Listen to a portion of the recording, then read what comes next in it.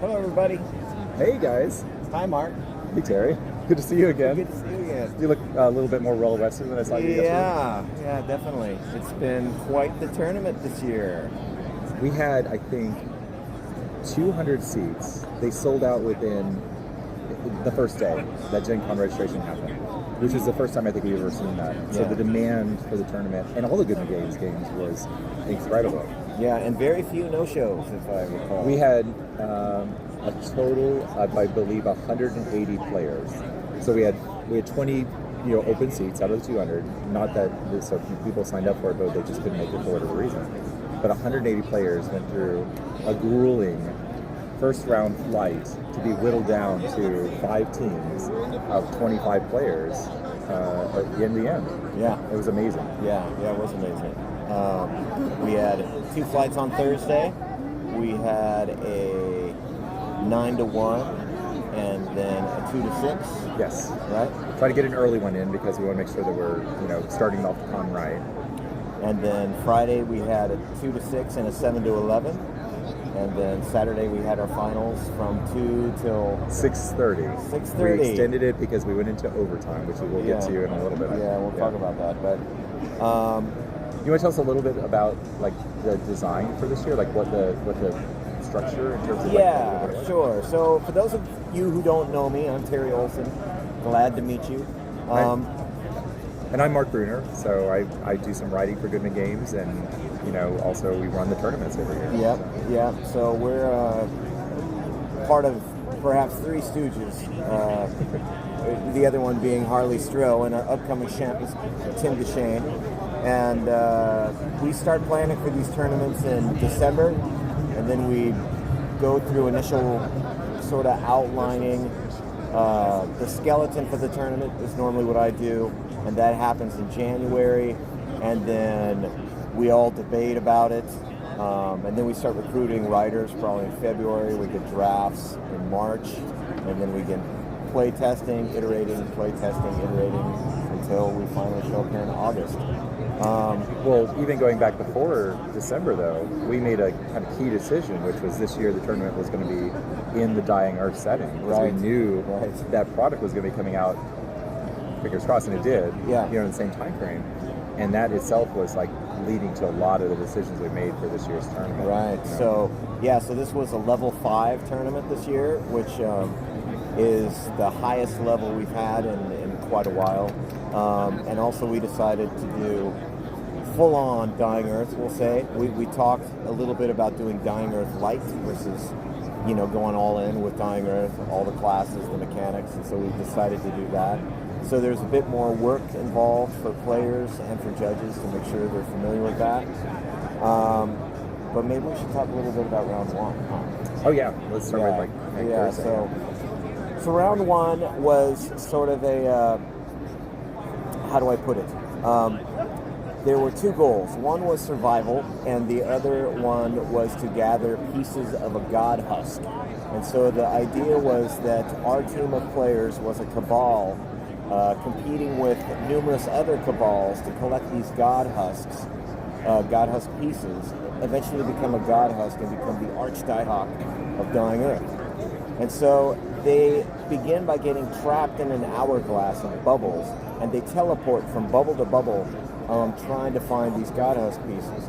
And the bubbles were very different. We had a wilderness bubble that had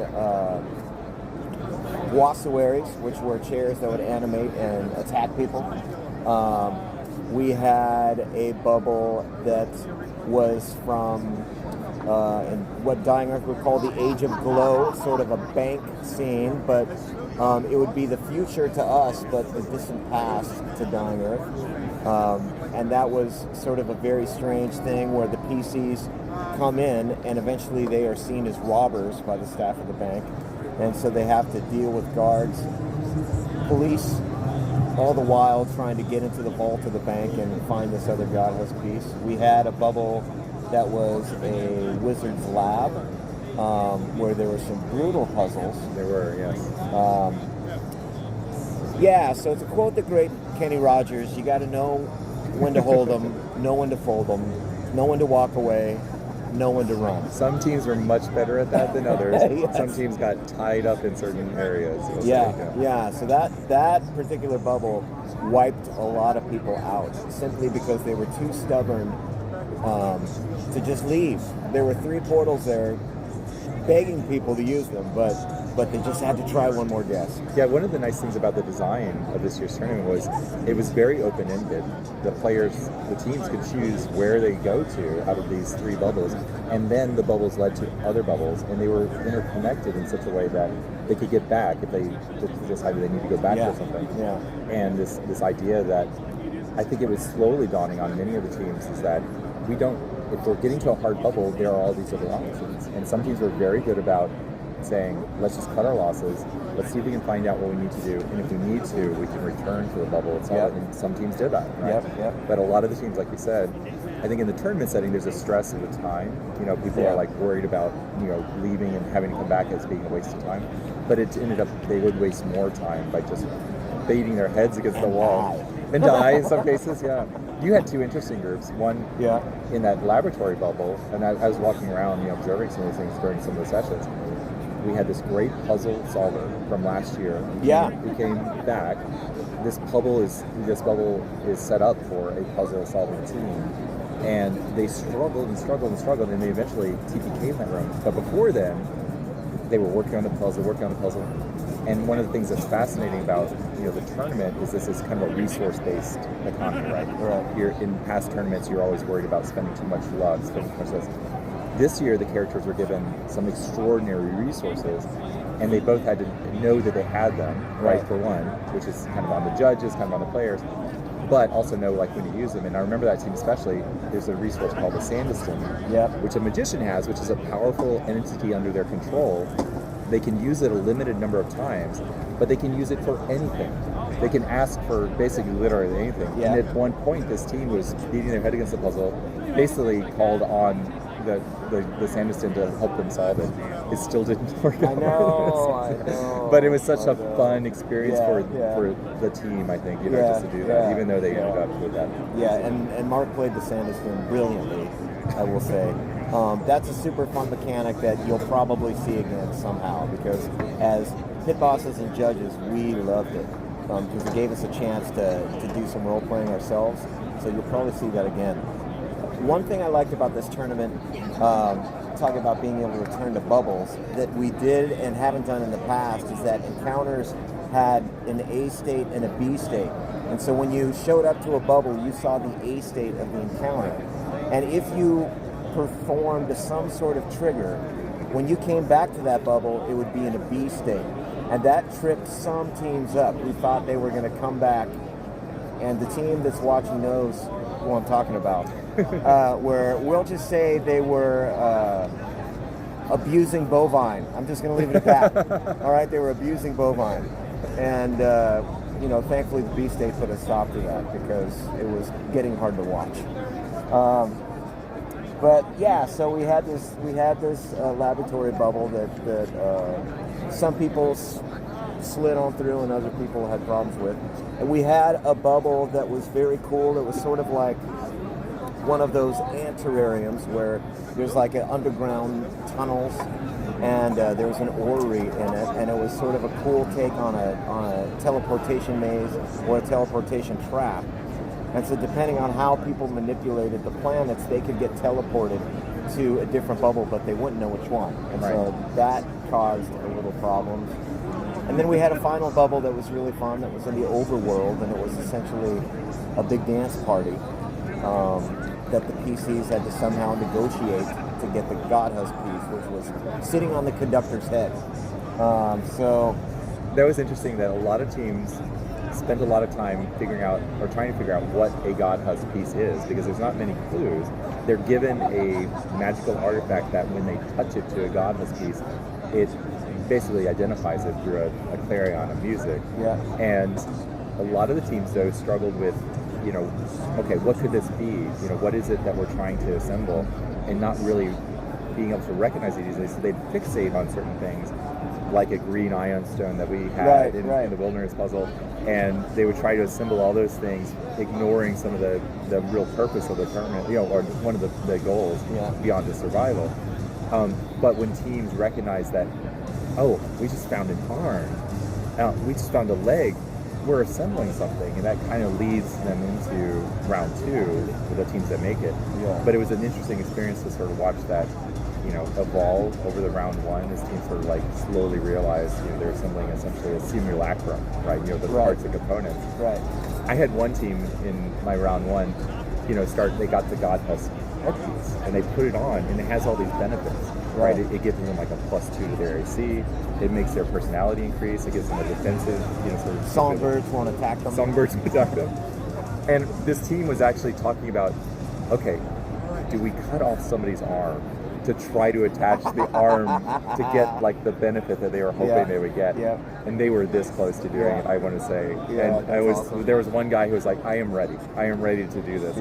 Thankfully they didn't go down the route, because there was absolutely no benefit for them to try to cut off their arms. Just try to put it on, but it would have been take the arm. Yeah. I had one team, so we, in this encounter with the attack chairs, there was a sacred cow, more or less, a sacred bull that was white, and my team was convinced that cow was somehow the God Husk. But the shepherds worship it, and they knew the shepherds would get angry if they approached this cow. So all the role play that went into trying to convince these shepherds it was okay to approach this cow and put a horn to the cow's lips, only for nothing to happen. It was like 10 minutes of incredibly entertaining role play. And that's another thing about this tournament, I guess we should mention, is that a lot more role play this time, because the Dying Earth rule set sort of lends itself to that with the Wayfarer's Rhetorical Deed. And so we had opportunities for role play that rewarded players. And it was fun. It was a very different vibe. Yeah, the Dying Earth setting gave us a lot more, chances for interesting mechanics like that, right? Like role-playing opportunities. And teams who, in previous tournaments, were very much prepared for, okay, we need to slaughter everything we encounter. One of the first teams that I had, they got to that sacred, field, and they're waiting in the forest outside, and immediately they're like plotting, okay, how do we get to that white big buffalo and slaughter it? We have to we're going to shoot our prismatic spray at all the shepherds. And I keep reiterating with the description that they're very pacified, looking. They're very, docile, and they just are managing their herd, but they can't get out of that mindset because of the prior experience. Right. But in this case, it really benefited them, like your team, because there's a reward actually for freeing that sacred buffalo or sacred chuck, and the teams had to get out of that mindset mentality and recognize that it's a different tournament this year, and it's fun to see that sort of play out as well. Right. Yeah. Pro tip: don't kill everything you see. Just saying. Especially if you're strongly hinting. Right. Yeah, we always try to throw some of that in there, like strong hints about you're doing the wrong thing. And sometimes it's subtle, like the shepherds, but other times it's like there is a desert wasteland, next to you. There is nothing there. Okay, I'm going to go explore the wasteland. We had one team that said that, they start walking in there. No, it is getting hotter and it's getting worse. And finally, they turn around. But in past tournaments, that hasn't always been a deterrent. And it's just because people want to say, there's got to be something there if it's there. I'm going to dig. I'm going to dig a hole. Right. I'm going to keep digging. No, I'm going to keep digging. Yes. Yeah. Maybe we should talk about the second round. Yeah, the second round, like I said, was kind of led up to and kind of hinted at by the first round, where you're assembling these pieces. And you want to tell us about this a little bit more, because it's a really creative, different term experience I think that we've ever done before. Oh yeah, So what we did is we decided that the teams were going to race each other. So the first round was very open to player choice. The players had informed decisions about what bubbles they wanted to go to, and they could go to those, they could leave them, they could come back. Not so in the first part of round two. Round two was as railroady as you get. They jump on the train and the train just goes. There's no going to another car. There's no hopping off the train. You stay on the train or you die, essentially. And so there were a series of elemental challenges, and they are shown a pattern of elemental dominance at the very beginning that sort of shows them that fire dominates void, water dominates fire, earth dominates water, and then we had air dominating earth, and then phlogiston dominating air. So this sort of chain of elements. And the encounters were cooked around those. And so the first encounter they had was a combat encounter with some mini spheres of annihilation. And so the key mechanic there was to activate fire somehow to combat these, which they did. Some teams had harder times than others with that encounter, but it was a combat encounter. And the overall structure of the round was combat encounter, hazard, role play, puzzle, and then combat. And so we had that first combat encounter, and then we went to a hazard encounter and a rhetorical encounter, and maybe you should talk about those two. Yeah, so that, given the sort of the elemental dominance, we started with void being trumped by fire, right? So the next in the series is fire being trumped by water. The players are immediately deposited on this platform, which is ignited by this three-headed serpent that's freed and loosed by Jamsuit, who's the magician manipulating the players during the teams during this event. And he's trying to prevent the players from collecting all of his god pieces. And so they have to figure out a way of dousing the fire. Some teams solve it in literally 5 minutes. They just start of the fire, and they could actually, there's a shortcut. They could activate one of their collected god pieces, and it can douse the fire. Teams that didn't think of that had to figure out a way of basically what other things they could do to douse the fire. And some teams didn't do it in time, and the platform essentially burns up, and they get deposited into this roiling chaos of elements below. So that's a hazard challenge, and it gets worse and worse the longer it goes on, the more damage they take. And then the next challenge, it's water being dominated by earth. But in this case, it's a rhetorical challenge. So that really the goal of this is that the PCs had to remember, the players had to remember, that the elemental dominance order of what dominates what. They get put into a contest with the magician Jamsuit, and he's basically got his mob of enthralled ghosts of former magicians that he has overcome in its aeons of his lifetime. And he's got a judge that basically is judging this contest of wits between the players and the Jamsuit. And he makes a rhetorical statement. However, the key is his statement always includes an oblique reference to one of the elements. So he might say some nothingness to refer to the void, or inflammatory to refer to fire. And the clue is in the text, or the words they say. The right rejoinder is the dominating element, said in a rhetorical, florid fashion. Some teams did very well, understanding that they need to at least engage in a rhetorical sense. Other teams got the dominance, but they didn't do it in a rhetorical sense. Yeah. They would just say, "You idiot, it's fire!" Yeah. The overseer basically is rewarding them for how well they do on knowing the correct element, but also how well they are doing in a rhetorical sense, and how well they're doing in not being so direct about it, right? Because Jamsuit is all about subtlety, and influence. And so that was a fun challenge, because I don't think teams have encountered that before in any kind of context. Yeah, I had one team just be completely bamboozled by it, unfortunately. But it's like think of Kugel doing a rap battle with rules. That's essentially what it was. Yeah. And I wish we had an example that we could read. Sure. But I will say, when we play tested this, we play tested it for our longtime judges, because they're the best sounding boards when we're trying this stuff out. And Haley Skatch, who I'm sure many of you know, when her team got to this encounter, she heard the first thing that came out of Janzau's mouth, and she says, "Wait, was that a riddle or just a really sick burn?" Look for that somewhere in the adventure. It's going to be there. Yeah. So yeah, and that was a fun encounter because it's just very different. And then that leads to the next encounter, which was like a set of puzzle. Yeah. You want to explain that one? And so that was kind of a mean puzzle, but it was easy once you figured it out.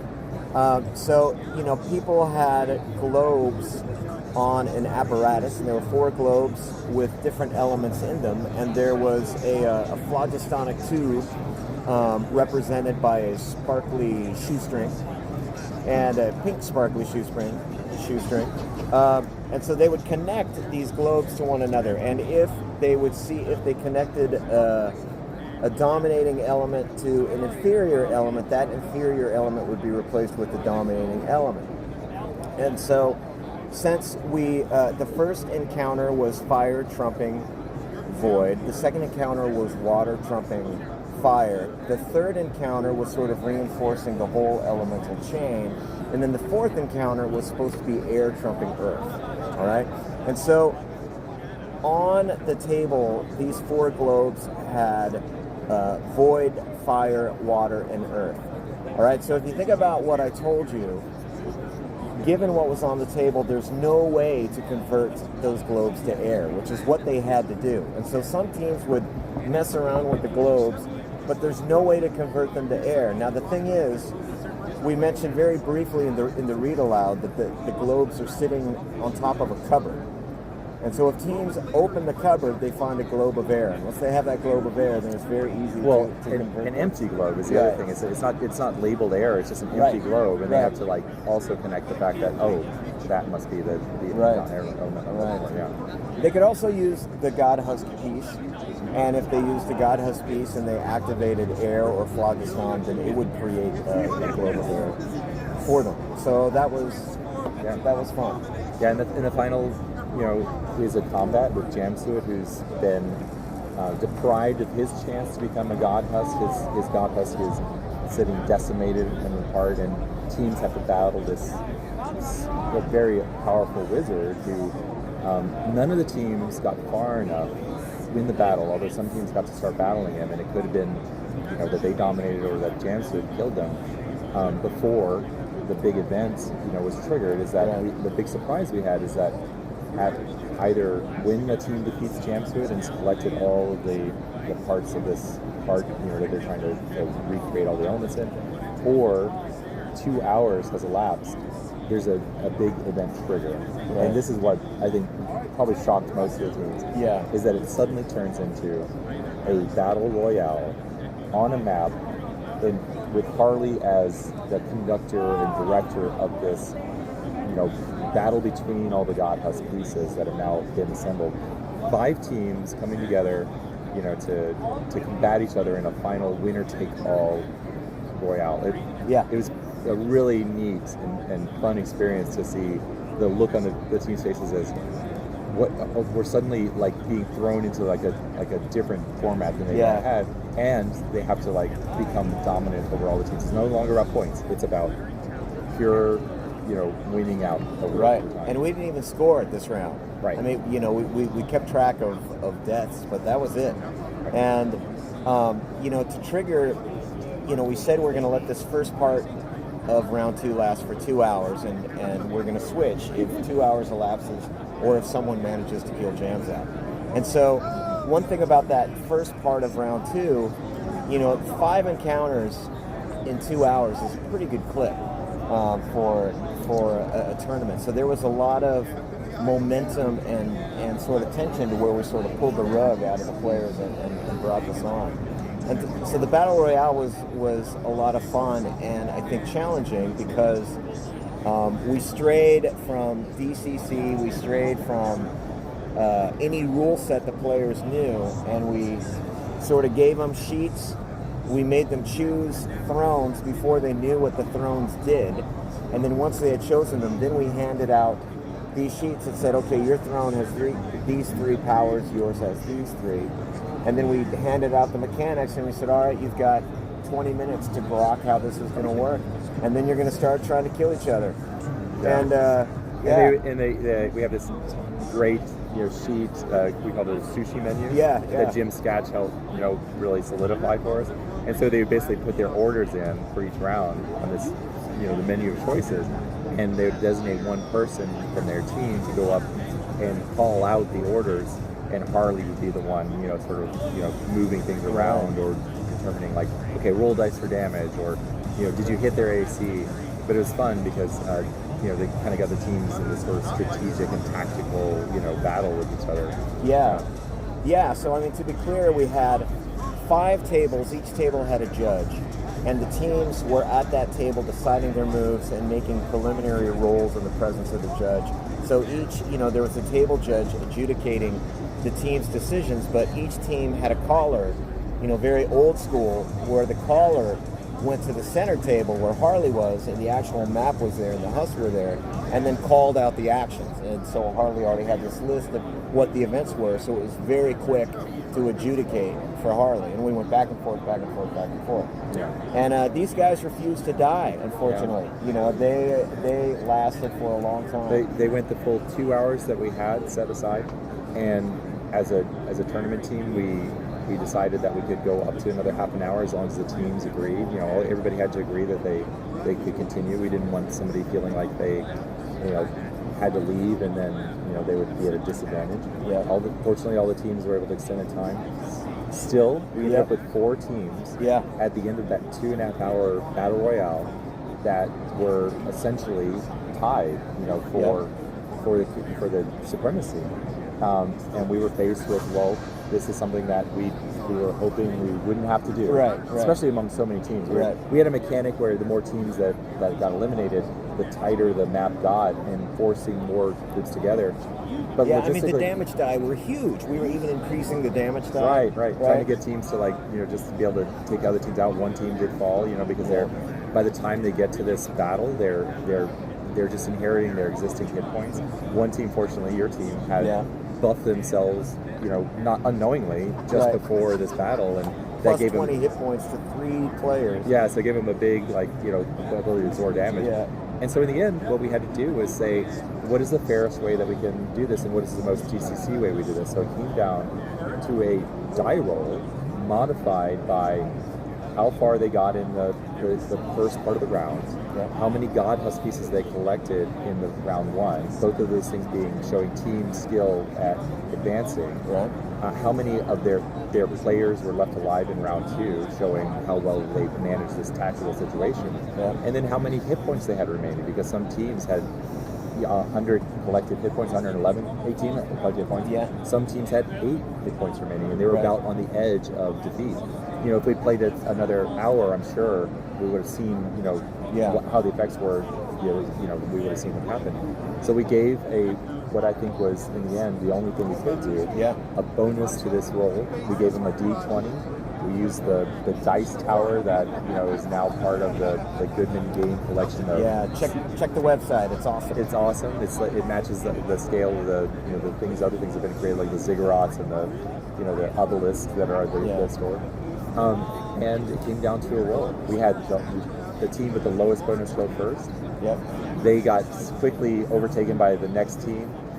The next team just edged them out with a roll that was like, it started out with 18 as a result, 29. The third team got 30, so it's clearly just inching forward. The last team with this huge bonus, because they had so many hit points. They had plus 21 to plus 21 to this roll, a D20 plus 21, and their chances of victory are greater than 50-50 at this point. Right. They roll that D20, clunk, clunk, clunk, clunk, clunk, and in the most fitting end to the tournament, other than for the team's benefit, they came up a natural 1.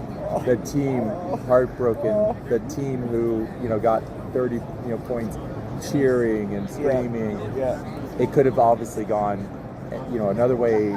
The other team could have been cheering, screaming. They were well deserving of the title. All 4 teams, I think, had a chance if they could have played it right. But we had to decide, and it came down to the most GCC of things, and a natural one being one of those epic things. Right. If there's anything else, it would have been, a little bit less impactful. But I think that everybody just recognized that this is a very special sort of thing. And the tournaments we've been lucky. We've had a lot of those special moments. Yeah. So. And emotions were high. Oh yes. Yes. Harley and I were talking about it afterwards, and Harley's like, think about how invested people were in our little elf game, and it's like, it's the perfect perspective, right? Yeah. I mean, this is just, getting together with friends and slinging dice, but I'm telling you, people were invested and they were out to kill. This was well, part of the investment is like evidenced right here before us, because we really upped the ante in our game and the prizes this year. I'm not giving this away. Oh, you have to. What? Despite your Look at hours this. of investment, months of investment. This was made for me. Yeah, it's these wonderful hats that were made for the winners of the tournament this year. There are 5 of them, each unique, each inspired by Dying Earth art or stories.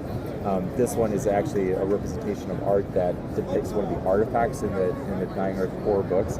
It's got a cask of 60 directions, I think is what the artifact is, and this is the art that I think one of the artists, I can't remember, Stefan Poig or one of the other artists came up with to represent that. Basically, as you use this artifact, the eyes close, and over time you can't use more of them until it's handed off, or it kills you, and then it's handed off to another owner. This is a lovely image, and this coming to life in a 3D sense, it's just amazing. But the teams, obviously coveted these things, and I think that's part of the investment, is just saying it's beyond just the accolades. It's there's a substantial, real, tangible thing that that's really unique this year. Yeah, I think that was a big part of the team's excitement over this event. Yeah, and I guess we should say who the winner was, right? Yes, it should. Yeah. We got a little bit of a different pronunciation, but we're not sure. We're not sure exactly. Los Hermanos we're sure about, but it's Habrones or Gabrones or Cabrones. I hope it's Cabrones. I'm not going to say what that means, but that's what I hope it is. But we're going to get that right when we present these prizes tomorrow. Or today. Actually, today. In about an hour and 40 minutes, yeah. So. I am right up to date. It's been a long con. Very fun, though. But very fun. Yeah, I think we again, we took on a big task, running a tournament for up to 200 people and ending up with 180. We had 15 judges that, had to go and do their own ruling experience, learning all the mechanics and all the rules and running their own playtests. And all the support staff, we had Lisa up front who was, coordinating, getting people seated, and as well as all the other events they're getting seated at the same time. And just, the amazing enthusiasm of the players. Yeah. Some of them completely brand new to Dungeon Crawl Classics, completely brand new to Dying Earth, having to take this on and still having fun. Right. I think the overall experience and the feedback we've gotten is that it was a fun experience. It was a stretch. Right, for players and judges, but I think it's good to stretch everyone. Sure, yeah, I agree, and I think it came out really, really well. I'm very happy with the writing and the execution, the playability. So, eventually, this will be for sale. It takes a while from tournament to publication, sometimes about a year, but eventually this will be for sale, and I encourage folks to check it out. If you are into DCC or into playing the Dying Earth, this tournament doesn't have to be played as a tournament. It could just be played as part of campaign play, and it's amazingly fun. Your group will go nuts over some of the things, and so I'm super happy with the way it turned out. Yeah, good job. Good job. Yeah. Pat yourself on the back. I'll pat you on the back. I'll pat you on the back too. Right. Nicely done.